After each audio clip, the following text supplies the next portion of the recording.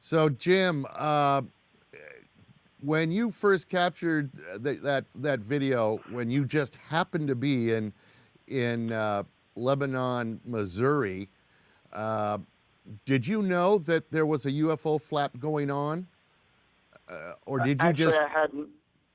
go ahead? I'm sorry. Actually, I had no idea anything was going on at all. We were just on our yearly vacation in Lebanon, and brought the night vision goggles. I knew that it was going to be a dark night with very little light pollution, and I was just hoping to capture some. I was really there just looking for some satellites or something that would maybe stop in midair or change directions. I didn't anticipate really filming or catching anything. I was just going on a hope. Wow, wow! That was just great luck. For the folks at home, Jim has made quite an investment on some night vision goggles, and that's the video you're about to see is how Jim captured that. Jim, can you talk a little bit? Excuse me. Can you talk a little bit about these night vision goggles and how they work? Sure. I mean, I'm not an expert by any means on it, but they basically use an intensifier tube, and the intensifier tube magnifies the electrons that are being seen visibly and amplifies those. The different goggles, for example, my particular set can amplify light in upwards of 60,000 times its normal magnification.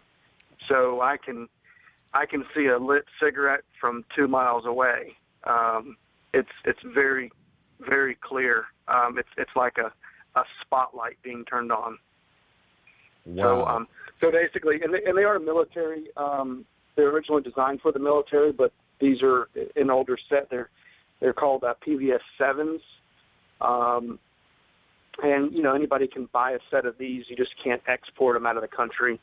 They'll run about $3,000, and then you just need to get a little handy cam or some type of small video camera to attach it to one of the eyepieces.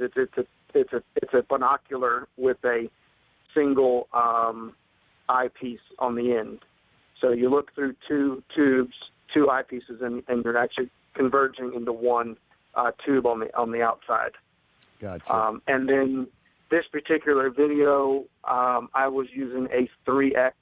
Yeah, I'm going to go ahead and pull up that. lens. I'm going to pull up the video right now so folks can watch it. So go ahead.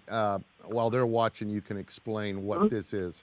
This is I believe this is the long version here that I'm showing folks. Okay. Yeah, that's fine. The long version is actually probably answers a lot more questions, I think, than the shorter version. A lot of people have asked me why did I just stop filming it, and the answer was it continued 2.5 more minutes longer than the first video that I've shown you, and it went through a set of a tree line, and it went out of sight, so I couldn't continue to film it anymore. But I did record it from start to finish, so you can see where it started and where it ended up. Yeah. Now, when we're looking at this thing, 4 bright, I guess, white lights. So not like a triangle, but like a square, I guess you would say, or diamond shape, depending on which way it was headed. But then there's also, you have some enhanced still shots of this object. And when I look at those, it sure seems like to me there's some type of interconnecting body to these 4 lights. Is that your thought or what? Yes, sir. Originally I thought it was a plane, and then a couple of seconds into the the recording of the video, I realized that, this something doesn't look quite right. So that's why I kept filming it. And then when it basically got over top of me is when I could make out, the 4 separate lights that were, positioned identically the same amount apart from each other. And I could actually see through the video. I couldn't really see an outline, if you will. Like I didn't see any triangular shape or anything. It just looked to me like it was a triangle or square, flying through the air with these 4 bright lights on it. And then of course you can see what I guess I'm calling it navigation lights, but whatever these 3 white lights are that are flashing. Of course, in night vision, there is no color. So, unfortunately, I did not view this object with my own eyes up close. So I can't tell you, what color these lights were. But the video, I think, kind of speaks for itself. It does appear to be a plane at first, and it's been written off as a plane by many UFOologists. But it's also been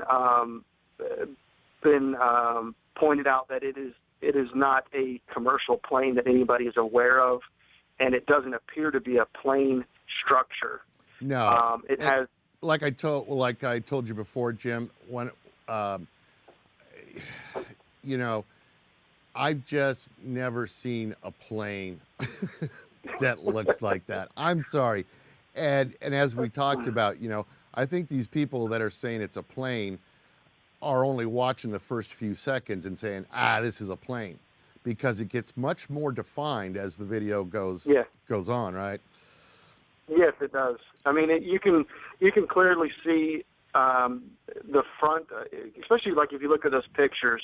I mean, I can make out in the video just on a regular 17-inch monitor that you can see some physical structure between the light on the front and the light on the rear. Something going through there. And if you watch the enhanced video, or even the enhanced video that actually changes the dark surfaces to pink and the light surfaces to a bright pink, you can actually see the stars passing through the physical frame of this object. So as this object is flying through the air, you can see the stars appear, before the object and appear through the object, and then they disappear as it hits something solid and then reappear again. And you can, it's definitely not a plane. If it is, it's something that we've never seen before. Exactly. Now this happened, or you caught this video on the 26th of May, correct? I put the video out on the morning of the 27th. I put it out there. Yeah, but what day was it when you captured it? Because I guess it was. It was the 26th, the morning of the 26th. It was around around almost 5:00 a.m. Jim, you had sent me some links asking me to check these out because they looked very much like what you captured. And I tell you, I went and looked at those, and I'm gonna bring these up on the screen too. But the one over Mount Bisbino in Italy, that looks exactly like what you captured. Yeah, it does look like that, and I've been, trying to search for pictures ever since this has happened. And now, Jim, some of these other ones that you sent me that appeared to be much like what you captured, the one in Medford, Oregon in July of 2012. There was one in New Zealand back in 2008 that looks a lot like it. And that one in Italy, that was just in January of 2012. Very, very similar to what you caught. I'm just wondering if those are a well-known shape throughout the UFO community or not. Have you received any feedback, Jim, in regards to that, or? I've reached out to probably 25 to 30 people that are well known in the field. Bill Burns and Jose Escamilla, Ken Pfeiffer. I haven't heard back from some of these people, but I think Ken Pfeiffer, you had him on your show not too long ago. Right. And he basically made the comment that it's, in his opinion, it's definitely a UFO. It's not anything that he's seen before. And of course, these are just opinions from people, but these opinions have to carry some weight because they've seen hundreds, if not thousands, of videos before. They've been in the field, researching things like this, and that's pretty much what they do day in and day out. So I would say more than out of the 10 or 15 responses that I have received back, more than 70% of the people have commented that this is something very unusual. It's certainly not an aircraft that they're familiar with or have seen before, although it appears to replicate an aircraft. And but Ken Pfeiffer made the statement that it would be, if we are being visited by, something, it would be in their best interest to replicate our current technology and hide in plain sight. Because when you see something flashing, you just automatically assume it's an airplane and you stop looking. So, he made a good statement, and that's, I think, whatever this is doing. It's replicating, it's mimicking an aircraft, trying to disguise itself in plain sight. Now, I think one thing that's really cool on your YouTube page is that you actually have, I believe, 3 samples of looking at an airplane flying by with your night vision goggles, so people can actually see what an actual plane looks like, and then they can compare it. And there's just no comparison. I had a lot of the comments that I've had were, "It's a plane, it's a plane." And then I had people. One of the UFOologists that I emailed said, "Well, take a picture of a plane with your night vision goggles and see what it looks like." And I had already seen what a plane looks like through night vision. I've been using the night vision goggles for almost a year now. Several times a month, I'll go out and just sit for hours, and so I knew that this wasn't a typical airline plane shape. Mm-hmm. But what I did was I put them out on the website just so people can see them, and because I'm trying to, I even put the raw data out there so someone could download it, because naysayers are like, well, let me look at the video. I don't believe what I see. Yeah. Now wait a minute. We forgot to talk about. You requested some information via the Freedom of Information Act, right? I did. I got the data from the FAA, or the I guess it's from the National Transportation Board, NTSB, I believe is what it is. And I do have the data. I just don't know how to read it. Well, now what did you request? What was the actual request? The request that I sent in was for radar data over Lebanon, Missouri, from 4:30 a.m. to 5:15 a.m. on the morning of 5/26. So, whatever data I have, it's I don't know what it's going to show. Unfortunately they provide it to you in a binary form, which is just a bunch of numbers, basically. Mm-hmm. And unless you know how to read that stuff, it looks like a foreign language. So I did contact Margie Kay from MUFON. Mm-hmm. And she said she has some contacts that would be able to possibly piecemeal the data together. so I'm in contact with her. I'm waiting for her response so I can find out who to send the information to. It's a real small data file, but when you look at it on on a notepad form on the computer, you don't know what you're looking at. Right. So, well, I know Margie has just been completely busy. I know she told me, and this was a few days ago, I got an email from her. She told me that they had received 18 reports in the first week of July, and just amazing amounts of activity. Amazing. Well, let us know. Keep us in the loop if you do get that radar data deciphered, and I'd love to hear what it was that they say was out there. Jim, how about you? What's your final thoughts for the night on what these things could possibly be?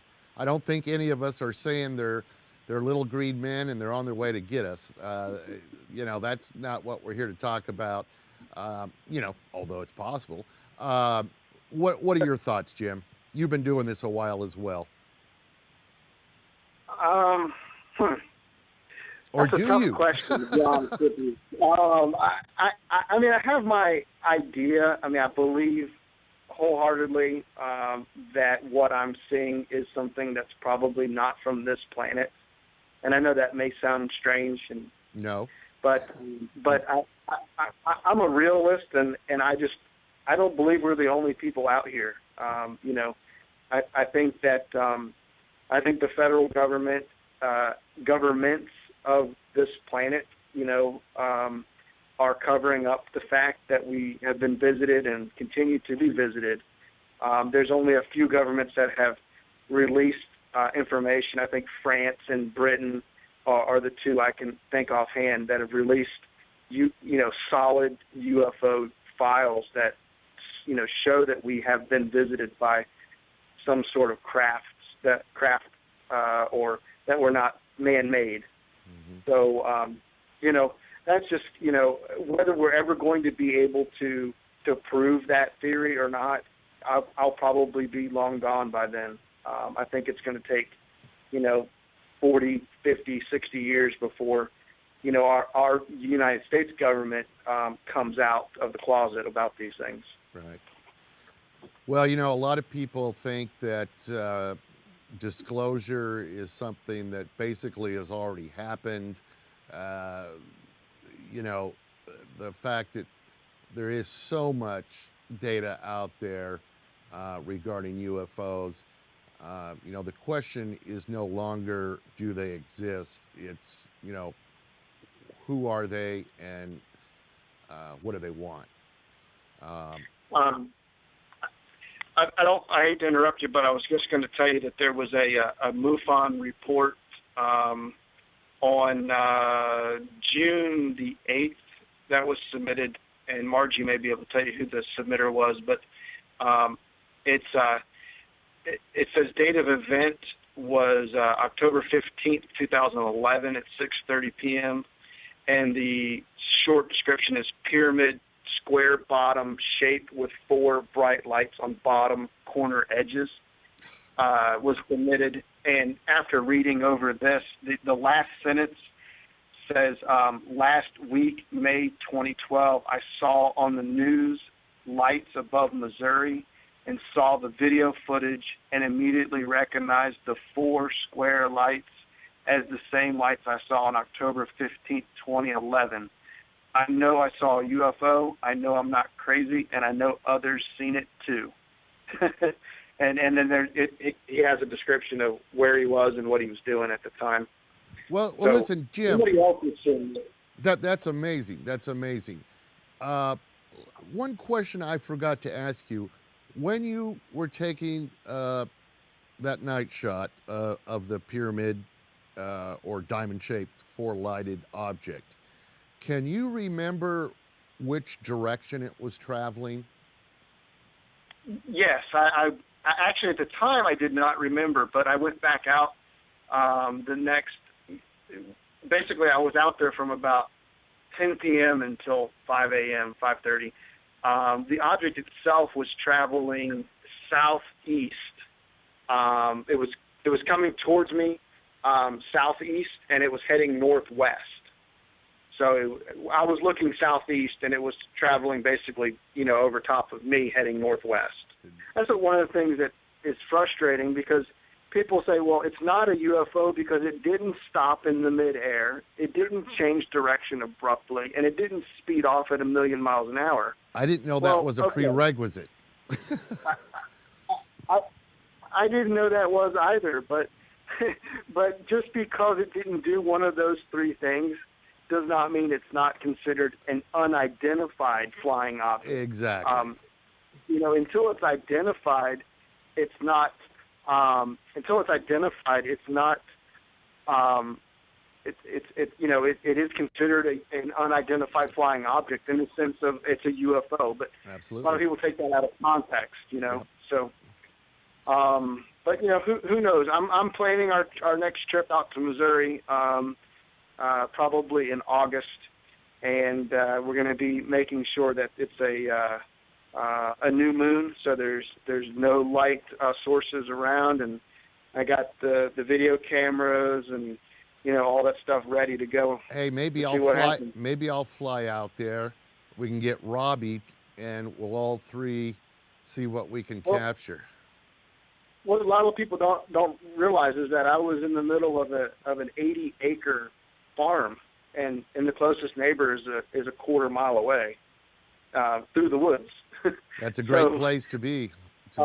No light pollution.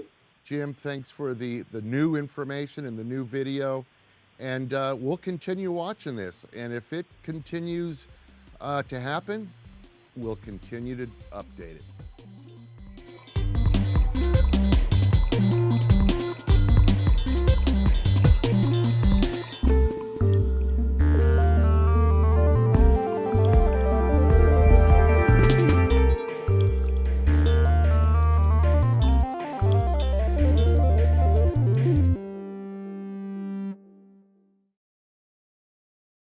Different goggles, for example, my particular set can amplify light in upwards of 60,000 times its normal magnification. So I can see a lit cigarette from 2 miles away. It's very, very clear. It's like a spotlight being turned on. Wow. So basically, and they are military. They're originally designed for the military, but these are an older set. They're called PVS 7s. And anybody can buy a set of these. You just can't export them out of the country. They'll run about $3,000, and then you just need to get a little handy cam or some type of small video camera to attach it to the. It's great luck. For the folks at home, Jim has made quite an investment on some night vision goggles, and that's the video you're about to see is how Jim captured that. Jim, can you talk a little bit excuse me, can you talk a little bit about these night vision goggles and how they work? Sure. I mean, I'm not an expert by any means on it, but they basically use an intensifier tube, and the intensifier tube magnifies the electrons that are being seen visibly and amplifies those. Lebanon, Missouri. Did you know that there was a UFO flap going on? Or did you actually, I hadn't. Go ahead. I'm sorry. Actually, I had no idea anything was going on at all. We were just on our yearly vacation in Lebanon, and brought the night vision goggles. I knew that it was going to be a dark night with very little light pollution, and I was just hoping to capture some. I was really there just looking for some satellites or something that would maybe stop in midair or change directions. I didn't anticipate really filming or catching anything. I was just going on a hope. Wow. That was just...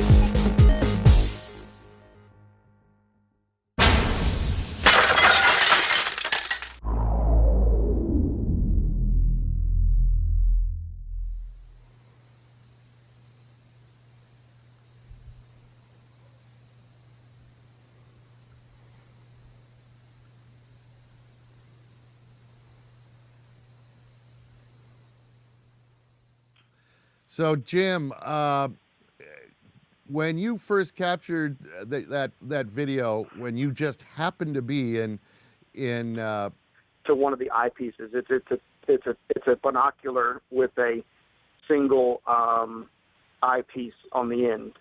So you look through two tubes, two eyepieces, and you're actually converging into one tube on the outside. Gotcha. And then this particular video, I was using a 3x. Yeah, I'm going to go ahead and pull up that. lens. I'm going to pull up the video right now so folks can watch it. So, go ahead. While they're watching, you can explain what this is. This is the, I believe this is the long version here that I'm showing folks. Okay. Yeah, that's fine. The long version is actually probably answers a lot more questions, I think, than the shorter version. A lot of people have asked me why did I just stop filming it, and the answer was it continued